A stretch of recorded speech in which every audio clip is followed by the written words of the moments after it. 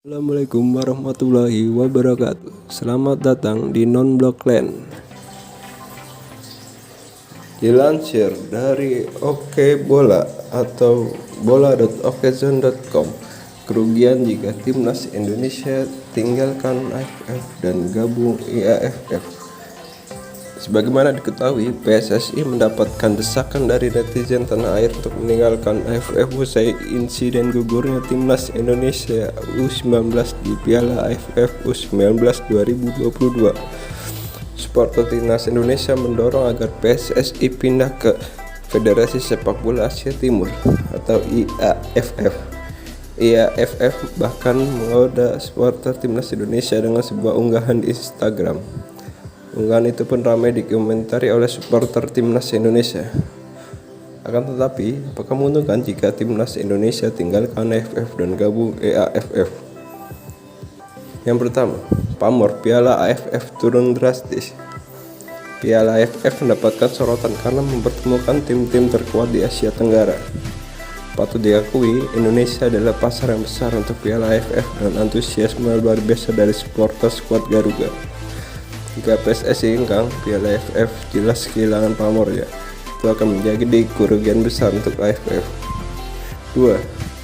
Timnas Indonesia gagal pecahkan rekor buruk di Piala AFF. Timnas Indonesia punya rekam jejak buruk di Piala AFF karena belum pernah keluar sebagai juara. Padahal timnas Indonesia adalah salah satu tim kuat di Asia Tenggara. Prestasi terbaik timnas Indonesia adalah menjadi runner-up sebanyak 6 kali.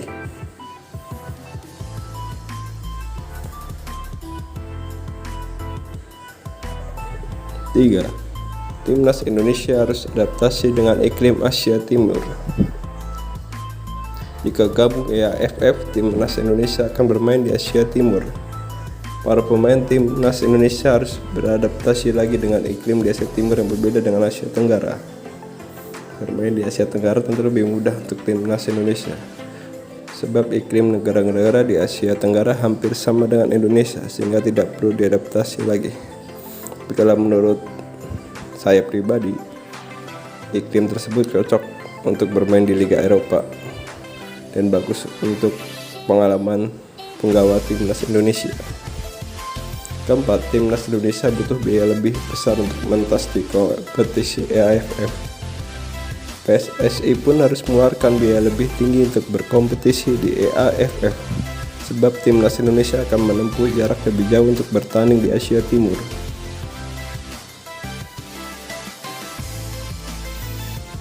5. Timnas Indonesia belum tentu dapat level kompetisi yang bagus.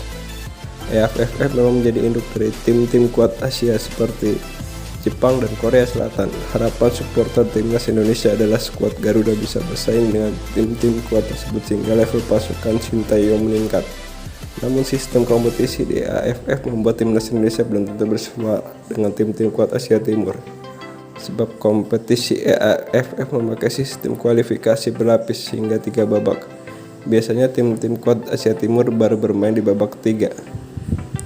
Jika timnas Indonesia gagal mencapai babak 3, skuad Garuda akan berhadapan dengan tim-tim lemah Asia Timur.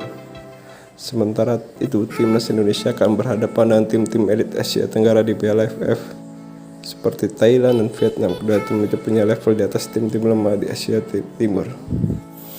Tambahan catatan, kalau menurut admin,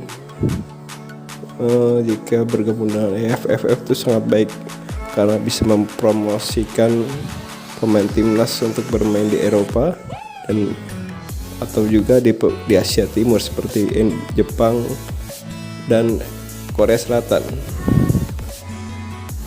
dan meningkatkan performa penggawa timnas Indonesia ke depannya. Terima kasih telah berkunjung di Non-Blok Land. Wassalamualaikum warahmatullahi wabarakatuh.